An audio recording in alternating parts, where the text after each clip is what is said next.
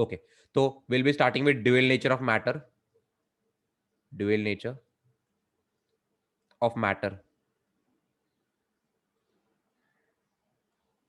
Okay, तो जैसे हमने देखा था इलेक्ट्रॉन का मैंने स्टार्टिंग में बताया था तुम्हें कि इलेक्ट्रॉन का क्या ऑब्जर्वेशन किया गया था. मैं फिर से तुम्हें बताता हूं कि जब इलेक्ट्रॉन्स पे एक्सपेरिमेंट किए गए, जैसे हमें पता था थॉमसन के एक्सपेरिमेंट्स है, हमें पता चल गया था कि एक इलेक्ट्रॉन बीम कैसे जनरेट करनी है. So by generating that electron beam, और फिर उस इलेक्ट्रॉन बीम पे एक्सपेरिमेंट्स किए गए. तो वो एक्सपेरिमेंट फिर से बताता हूँ क्या एक्सपेरिमेंट है. यहाँ पे एक स्लिट ले लो. यहाँ पे एक स्लिट ले लो. इसमें we have two slits here, and यहाँ पे again we have a screen. We have a screen. और यहां से लेट से इलेक्ट्रॉन बीम फायर की गई है इस पे. Electron beam. तो अगर इलेक्ट्रॉन एक पार्टिकल है, अगर इलेक्ट्रॉन एक पार्टिकल है, तो वो सिर्फ इन स्लिट से गुजर सकता है. वो सिर्फ इन स्लिट से गुजर सकता है. तो बेसिकली इन स्लिट से गुजर के उसके एकदम सामने वो इंटरैक्ट करेगा. बाकी कहीं पे भी तो इलेक्ट्रॉन्स नहीं देखेंगे. तो ये एक्सपेक्टेड आउटपुट है. एक्सपेक्टेड आउटपुट कैसा होगा? सारे के सारे इलेक्ट्रॉन सिर्फ स्लिट्स के आगे कॉन्सेंट्रेट हुए दिखाई देंगे. ओके, ये एक्सपेक्टेड आउटपुट था, लेकिन ऐसा आउटपुट नहीं आया. कैसा आउटपुट आया? जैसा आपका इंटरफियरेंस का पैटर्न होता है, जैसे आपका इंटरफियरेंस का पैटर्न होता है वैसे आउटपुट है. आपको सेंटर पे मैक्सिमा दिखाई दिया, then there is dark spot there again, depending on the wavelength, so on. तो ऐसे पैटर्न दिखाई दिया आपको. इंटरफियरेंस पैटर्न दिखाई दिया आपको. इंटरफेरेंस पैटर्न दिखाई दिया. तो यहां से थोड़ा थोड़ा आइडिया आने लगा, क्योंकि इलेक्ट्रॉन में वेव नेचर है. इलेक्ट्रॉन में एक वेव नेचर, इवन दो उसमें पार्टिकल नेचर भी है. हमें मास पता है इलेक्ट्रॉन का. अगर इलेक्ट्रॉन का मास पता है, दैट मीन्स वो पार्टिकल है. ओके, बट इसमें समवॉट वेव के प्रॉपर्टीज भी है. और फिर ये भी क्वेश्चन किया गया, अगर इलेक्ट्रॉन के वेव प्रॉपर्टीज, फिर तो प्रोटॉन के भी होने चाहिए, न्यूट्रॉन के भी होने चाहिए, एंड इन जनरल किसी भी मैटर के भी होने चाहिए. सो डिब्रॉय डिब्रॉय वाज अ साइंटिस्ट. एक्चुअली डिब्रॉय एक मिलिट्री इंजीनियर थे. अगर तुम लुई डिब्रॉय की बात करो, so he was a military engineer. तो वर्ल्ड वॉर में एक्चुअली उन्होंने सर्व किया है. ओके, सो उनका करियर एक्चुअली मिलिट्री इंजीनियरिंग में जाने वाला था, but then he got interested in science. And धीरे धीरे फिर उन्होंने क्या थियोरीज दी देखो. तो सबसे पहले तो will be studying Einstein's mass energy equivalent. E equal to m c square. ये फॉर्मूला तुम लोग को पता होगा. आई होप तुम लोग को ये फॉर्मूला पता होगा. This is Einstein's energy mass equivalent. ये E stands for energy, E stands for energy, M stands for mass, and C stands for speed of light. Speed of light. C stands for P for speed of light. ठीक है. तो basically अगर कोई भी एक matter loom है जिसका मास है M, तो उसके अंदर इतनी अमाउंट ऑफ एनर्जी होती है विच इज एक्सट्रीमली ह्यूज. यहाँ पे एग्जांपल ले लेता हूं मैं. यहाँ पे एग्जांपल ले लेता हूं मैं. लेट से एक 1 kg का कोई भी एक मैटर है. 1 kg का कोई भी एक मैटर है. ठीक है, तो उसमें टोटल कितनी इक्विवेलेंट एनर्जी है?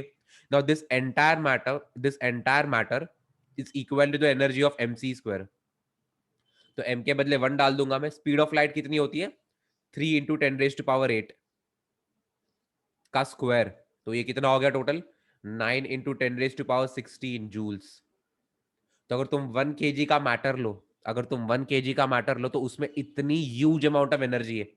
तुम्हारे एट तुम्हारे जो भी न्यूक्लियर रिएक्शंस होते हैं, या फिर अगर तुम एक एटम बॉम्ब देख लो, एटम बॉम्ब में इतनी सारी एनर्जी कहाँ से आई? तो एटम बॉम्ब में होता क्या है, जब यूरेनियस का जब जो यूरेनियम है, यूरेनियम का जो एटम है, जब वो स्प्लिट करता है तो उसका थोड़ा सा मास कम हो जाता है. सो वो थोड़ा सा मास एक्चुअली डिसअपियर हो जाता है.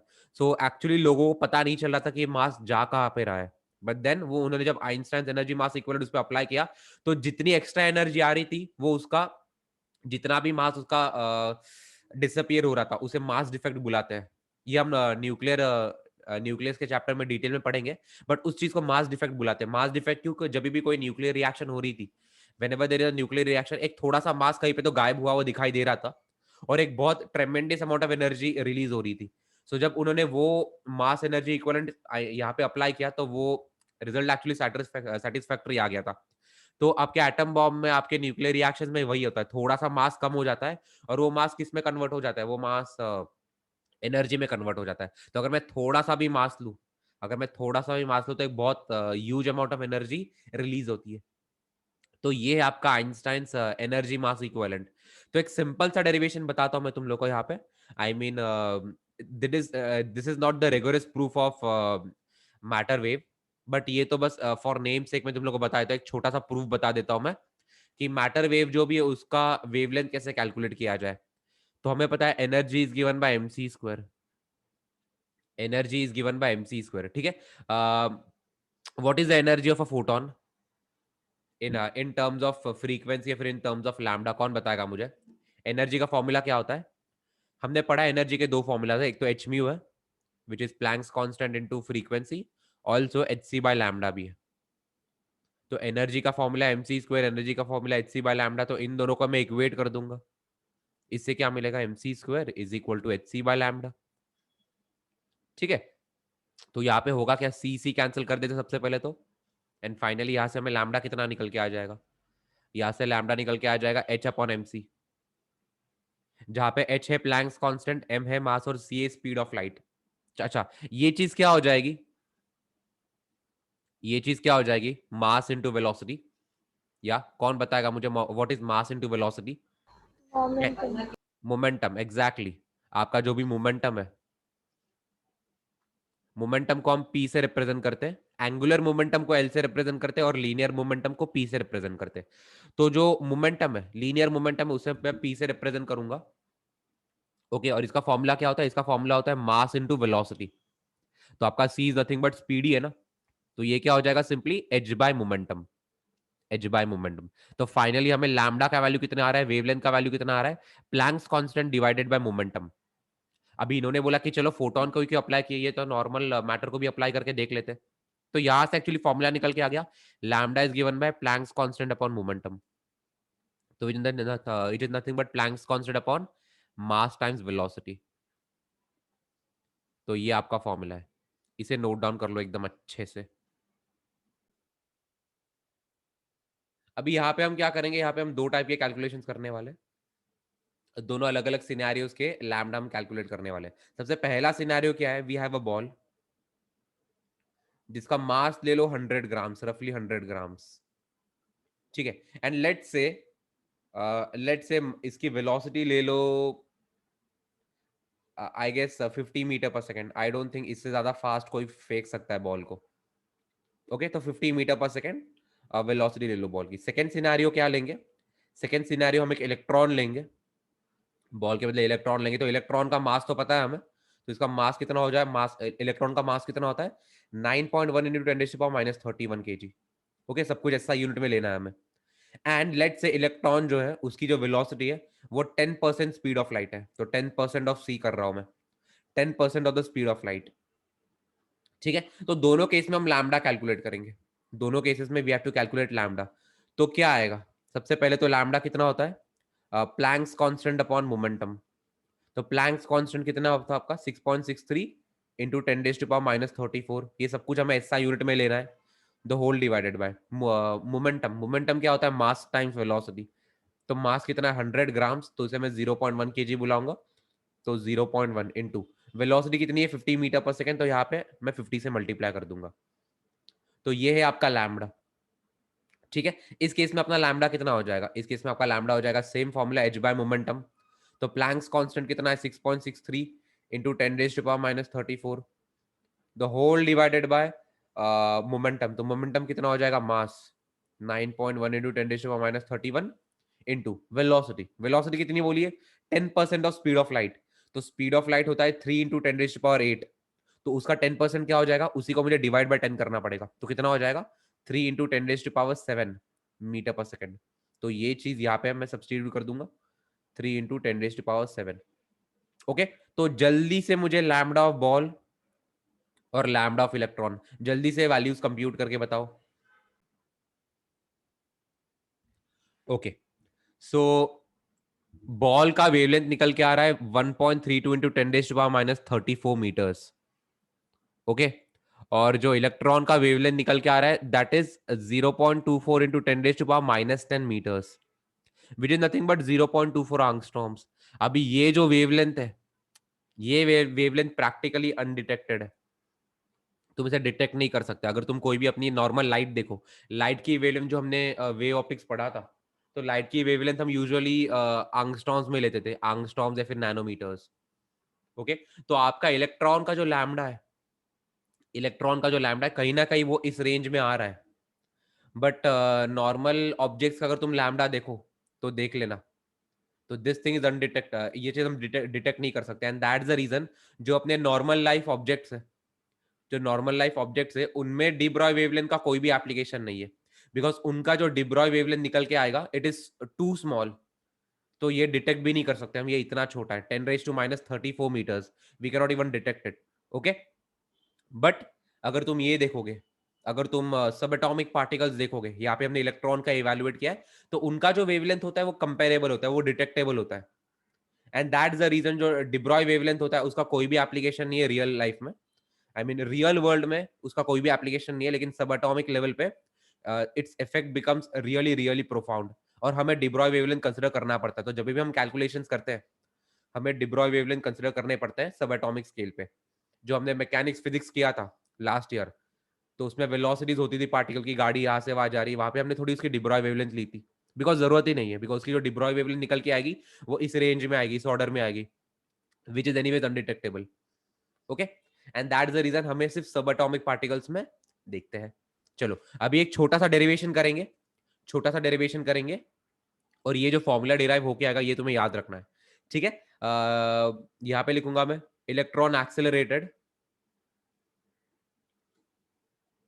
Electron accelerated through a potential difference v, through a potential difference v। Okay, तो v पोटेंशियल डिफरेंस के अक्रॉस में मेरे इलेक्ट्रॉन को एक्सेलरेट करवा रहा हूं। इनिशियली इलेक्ट्रॉन जो है वो मेरा रेस्ट पे है, and after accelerating via voltage v, potential difference v, उसकी कुछ तो वेलोसिटी आ गई। अभी वो कुछ तो वेलोसिटी आने के कारण, वो कुछ तो वेलोसिटी आने के कारण बेसिकली उसका उसमें एक डिब्रॉय वेवलेंथ आ जाएगा। So we need to calculate the de Broglie wavelength. तो क्वेश्चन यही है मेरा, if electron is accelerated to a potential difference of v, what is the de Broglie wavelength, what is the corresponding de Broglie wavelength. तो वो देख लेते हैं। तो अगर इलेक्ट्रॉन v से एक्सेलरेट किया गया है, इलेक्ट्रॉन अगर v से एक्सेलरेट किया गया है तो उसका लॉस इन पोटेंशियल एनर्जी कितना हो जाता है, loss in potential energy, charge into potential difference, तो क्यू वी, तो यहाँ पे चार्ज तो ई ही होता है, ई इंटू वी, तो loss in potential energy EV के बराबर होता है। अभी जो लॉस इन पोटेंशियल एनर्जी हो रहा है वो उसके काइनेटिक एनर्जी में चला जाता है, तो यहाँ पे लिख दूंगा therefore gain in kinetic energy is equal to loss in potential energy is equal to eV, electron का charge into potential difference. Okay, तो gain in kinetic energy is electron का चार्ज इनटू पोटेंशियल डिफरेंस। अच्छा, initially electron को rest पे assume करेंगे, तो finally उसकी जो भी गेनिंग काइनेटिक एनर्जी वो उसकी फाइनल काइनेटिक एनर्जी ही होगी। तो half into mass of electron into velocity का square is equal to e into V. अच्छा, यहाँ पे ध्यान देना, स्मॉल वी आपका वेलोसिटी और कैपिटल वी आपका वोल्टेज है। ओके, तो ये चीज हमें यहां से मिल रही है, इलेक्ट्रॉन का चार्ज इंटू वोल्टेज, ये आपका काइनेटिक एनर्जी के बराबर है।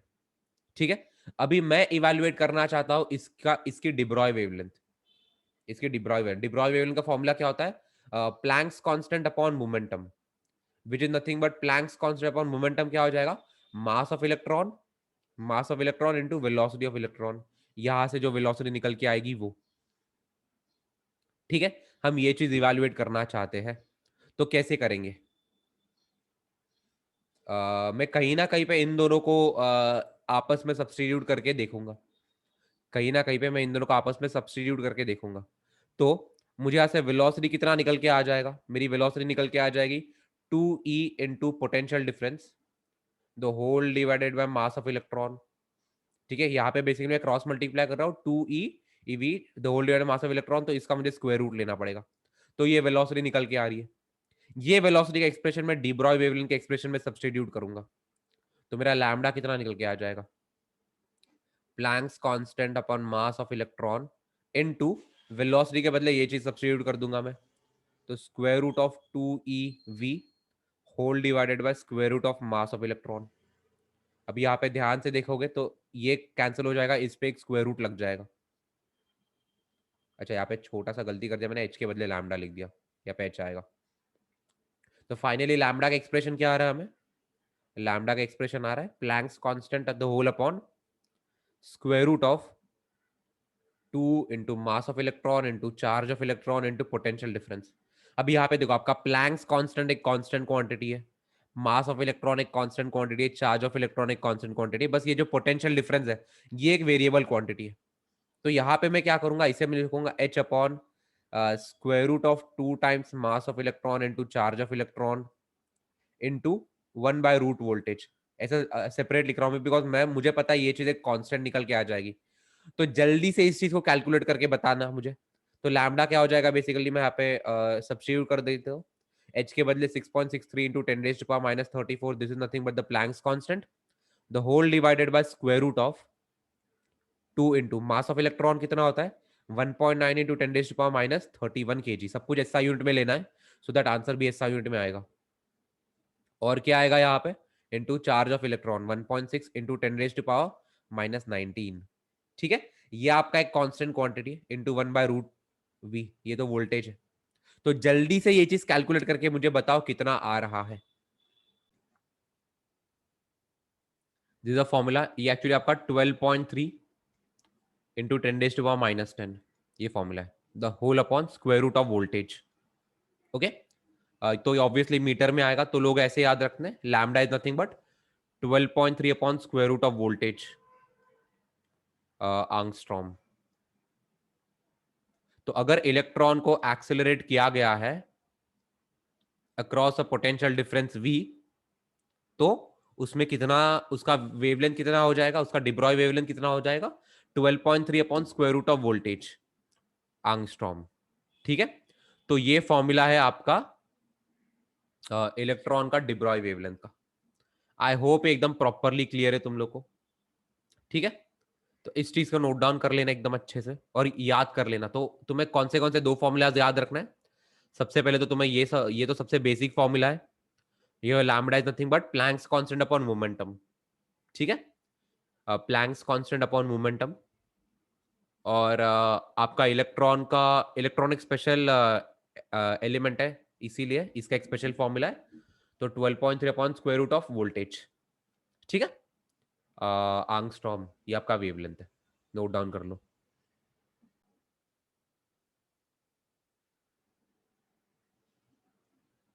Electron is accelerated from rest through a potential difference of v volt. If the de Broglie wavelength is this much, then the potential difference is, हमें पता है lambda की value कितनी होती है 12.3 into 10⁻−10 the whole upon square root of voltage, the whole upon square root of voltage. ठीक है, ये सिंपल फॉर्मूला हमने ऊपर डिराइव किया था। तो यहां से आपका वोल्टेज का फॉर्मूला कितना निकल के आ जाएगा, वोल्टेज का फॉर्मूला निकल के आ जाएगा 12.3 into 10⁻−10 the whole square divided by lambda square. I mean ये रूट वी को यहाँ पे लेके आओ, लैम्डा को नीचे लेके आओ और स्क्वायर कर दो, बिकॉज ये रूट वी का वी करना है।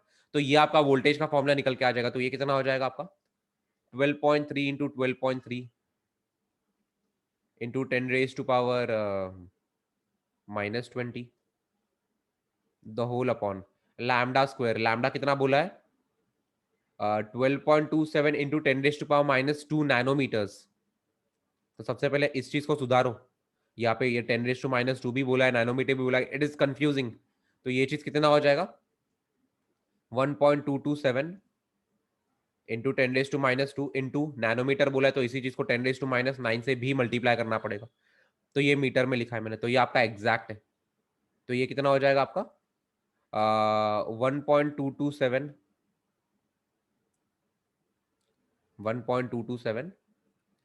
Into 10⁻11 metres. तो ये आपका लैम्डा एक्चुअली, तो सिंस यहाँ पे लैम्डा स्क्वायर है तो 1.227 इंटू 1.227 इंटू 10⁻22 कर दूंगा since it's lambda square. Okay, अभी यहाँ पे ध्यान दो, यहाँ पे ध्यान दो, एक इसे 12.3 बोल सकता हूँ मैं बेसिकली। इस चीज को मैं 12, तो मैं क्या बोलूंगा 12.3 इंटू 12.3, नीचे पे इनको मैं 12.3 में ही कन्वर्ट कर दूंगा, 12.3 इंटू 12.3। लेकिन इस चक्कर में मुझे इसे 10 से मल्टीप्लाई करना पड़ा दोनों को, तो यहाँ पे अगेन एक 10⁻24 आ जाएगा। तो अच्छी बात क्या हुई यहाँ पे, मैं कैंसिल कर सकता हूँ, बस 10 के पावर है। तो यहाँ पे क्या हो जाएगा, यहाँ पे क्या हो जाएगा, 10⁻4 बच जाएगा। तो डी आपका आंसर है।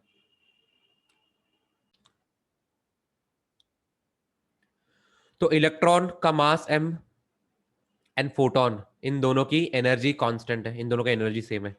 एनर्जी ऑफ फोटोन का फॉर्मूला क्या होता है, तो एनर्जी यहाँ पे पी लिखूंगा मैं। What is the formula of energy of photon, it is simply h mu. अभी यहाँ पे हमें लैम्डा चाहिए, we are concern with the de Broglie wavelength, तो इसे मैं एच सी बाय लैम्डा से इक्वेट कर दूंगा। ठीक है, तो इलेक्ट्रॉन का energy is h c by lambda. ठीक है, and what is energy of electron, electron की एनर्जी कितनी होती है, तो सिंपली यहाँ पे मैंने फॉर्मूला डिराइव किया है एक, ये तुम्हें याद रखना है। Energy is nothing but momentum का स्क्वायर अपॉन 2m, या फिर momentum is nothing but 2 times square root of 2 into mass into energy, one and the same thing. ठीक है, तो यहां से एनर्जी कितनी आ जाएगी, एनर्जी ऑफ इलेक्ट्रॉन मोमेंटम का स्क्वायर अपॉन 2 टाइम्स मास, यहाँ पे एम दिया है, मास ऑफ इलेक्ट्रॉन के बदले एम ही नहीं एम ही लेना है। ठीक है, ओके, तो इसका डिब्रॉय वेवलेंथ, तो यहां से इसका मोमेंटम कितना निकल के आ जाएगा, इसका मोमेंटम निकल के आ जाएगा square root of 2m, energy of electron. ठीक है, अच्छा, तो इसका लैम्डा कितना होगा, लैम्डा ऑफ इलेक्ट्रॉन, ये होता है प्लैंक्स कांस्टेंट अपॉन मोमेंटम, तो Planck's constant h the whole upon momentum is this square root of 2m into mass of electron. ठीक है, अभी हमें ये चीज पता है, ये चीज गिवन है कि आपका mass of sorry energy of photon और एनर्जी ऑफ इलेक्ट्रॉन ये दोनों इक्वल है, तो we'll be using this, somewhere we'll be using this, ये चीज याद रखो। ठीक है, अभी क्या बोला है, the ratio of de Broglie wavelength, तो इलेक्ट्रॉन का de Broglie wavelength divided by photon का डिब्रॉय वेवलेंथ, तो यहाँ पे लिखूंगा मैं lambda of electron upon lambda of photon. Lambda of electron कितना निकल के आ रहा है, h upon 2 times square root of 2 times mass into energy, यहाँ पे मैं ई ही लिखूंगा इसे, बिकॉज वो तो एनीवेज इसे ई ले लूंगा मैं, into mass lambda of photon कितना निकल के आ रहा है,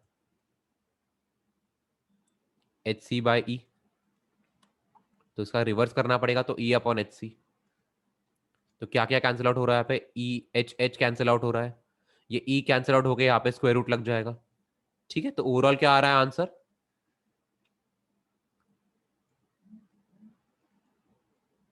square root of e by 2m।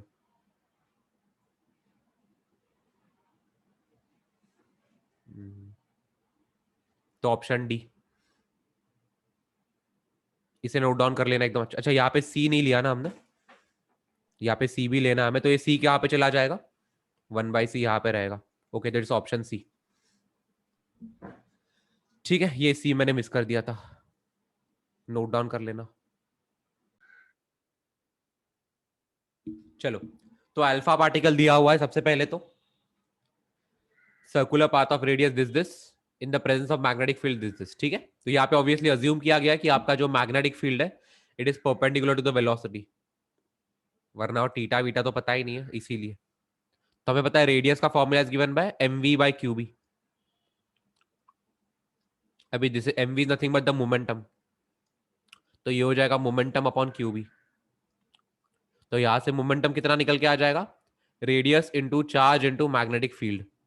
Okay, तो लैम्डा कितना होता है, एच बाय मोमेंटम होता है, प्लैंक्स कांस्टेंट बाय मोमेंटम होता है, तो Planck's constant upon r q B, that's it. तुम्हें ये चीज इवेल्युएट करनी है, प्लैंक्स कांस्टेंट कितना है, 6.63 इंटू 10⁻⁻³ डिवाइडेड बाय रेडियस कितना बोला है, 0.83 सेंटीमीटर बोला है, तो उसे मीटर में कन्वर्ट करना पड़ेगा, तो 0.83 इंटू 10⁻²।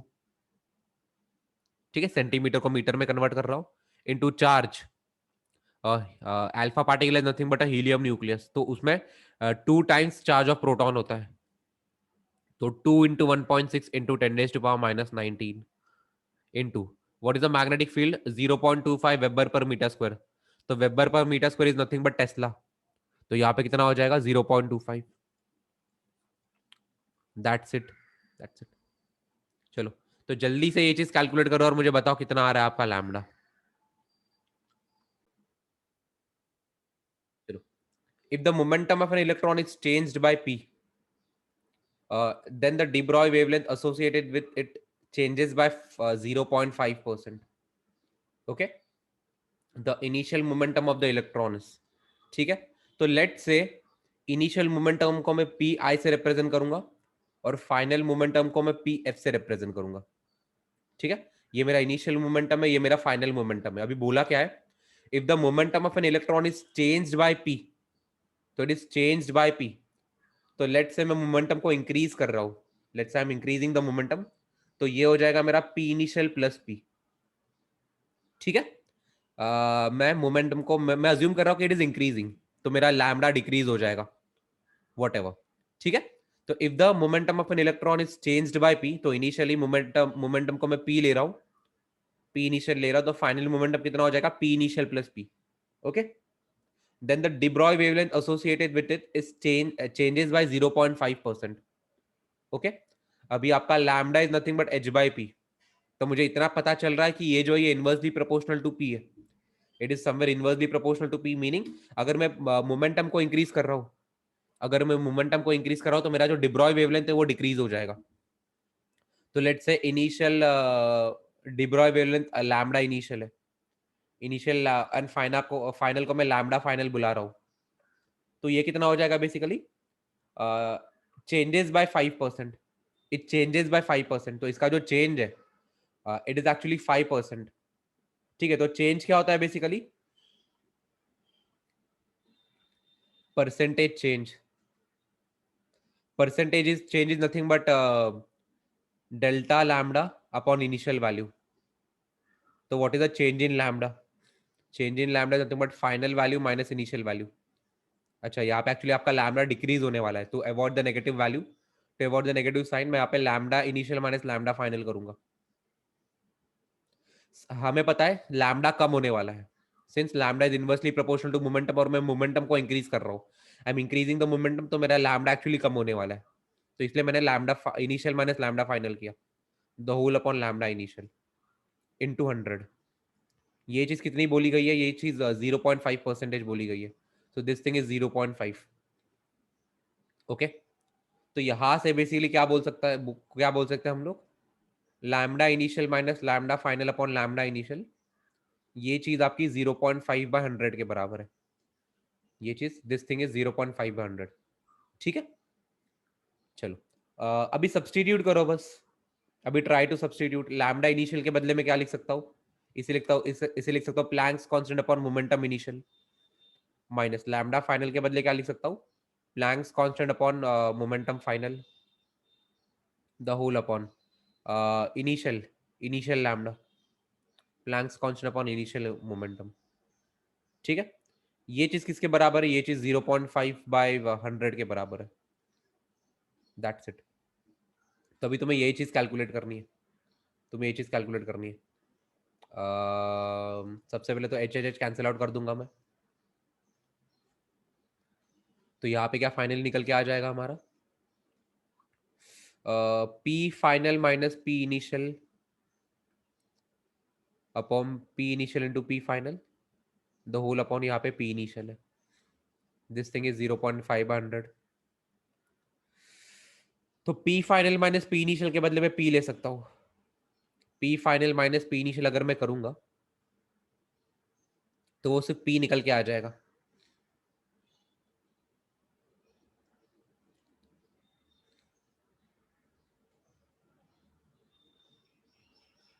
दिस थिंग इज 0.5/100, ठीक है। तो तुम्हें एक्चुअली इवेल्युएट क्या करना है? तुम्हें the initial momentum of electron evaluate करना है, तो तुम्हें पी इनिशियल इवेल्युएट करना है। तो यहाँ पे पी इनिशियल दिख रहा है, ठीक है।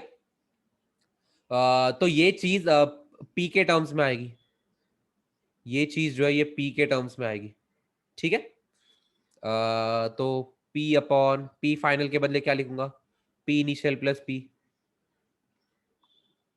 और यहाँ पे पी इनिशियल का स्क्वायर द होल अपॉन ये कितना हो जाएगा 5/1000 या फिर 5/10⁻³ लिख देता हूँ मैं, ठीक है। तो ये काइंड ऑफ एक क्वाड्रेटिक इक्वेशन जैसा बन रहा है, ये काइंड ऑफ एक क्वाड्रेटिक इक्वेशन जैसा बन रहा है। इस चीज में डालो और मुझे बताओ आंसर कितना आएगा।